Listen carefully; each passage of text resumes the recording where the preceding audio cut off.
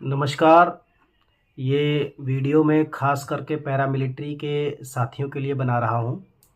कल से मेरे पास बहुत सारे फ़ोन आ चुके हैं।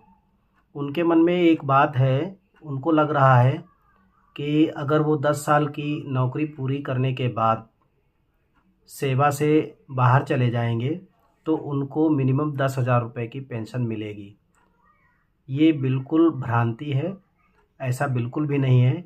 यूनिफाइड पेंशन स्कीम के गजट में ये कहा गया है कि वो लोग जो रिटायर हो रहे हैं और उनकी 10 साल की नौकरी पूरी हो चुकी है, मतलब बहुत सारे ऐसे साथी हैं जो 45-50 साल की उम्र में नौकरी में आए, चाहे वो डेली वेजेस से परमानेंट हुए हों, चाहे कॉन्ट्रैक्चुअल से हुए हों, चाहे वर्क चार्ज से हुए हों, और वो 10-12 साल की नौकरी पूरी करके रिटायर हो गए क्योंकि वो 60 साल या 62 साल के हो गए उस समय।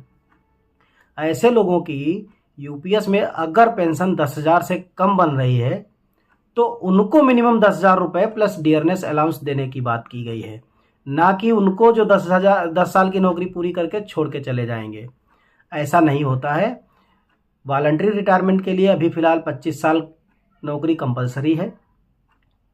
उसके पहले अगर आप रिटायर हो जाते हैं 56J में, सरकार आपको जबरिया रिटायर कर देती है तो आपको रिटायरमेंट के बेनिफिट मिलेंगे, नहीं तो आपको पूरी सुपर एनुएशन तक, रिटायरमेंट तक आपको नौकरी करनी पड़ेगी। ये है उसका मतलब।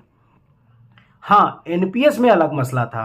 एनपीएस में क्या था कि आप कभी भी एग्जिट कर सकते थे, मतलब 10-15 साल की नौकरी पूरी हो गई आपकी तो आपको लगा कि अब आप नौकरी नहीं कर सकते तो आप एग्जिट कर देते।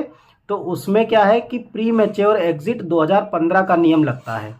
उसमें क्या है कि जब भी आप 20 साल से पहले नौकरी छोड़ देते हैं तो जितना टोटल कार्पस है उसमें से 20% आपको दे दिया जाता है एक मुश्त रिटायरमेंट, मतलब नौकरी छोड़ने वाले दिन, और 80% तब तक जमा रहता है जब तक कि आप 60 साल के नहीं हो जाते। जिस दिन आप 60 साल के हो जाओगे वो 80% रकम देखी जाएगी कि कितनी हो गई, फिर उसको दो हिस्सों में तोड़ा जाएगा, 60% और 40%।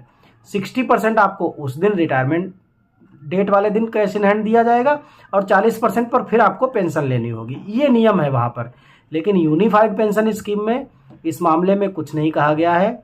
अगर आप चाहे 10 साल से पहले नौकरी छोड़ रहे हो और चाहे 25 साल से पहले निकल रहे हो, दोनों एक ही बात है। इन दोनों बातों में कोई भी अंतर नहीं है। और जब भी आप प्री मैच्योर एग्जिट करेंगे, चाहे वो यूनिफाइड पेंशन स्कीम हो चाहे वो ओल्ड पेंशन स्कीम हो, इन दोनों में ही प्री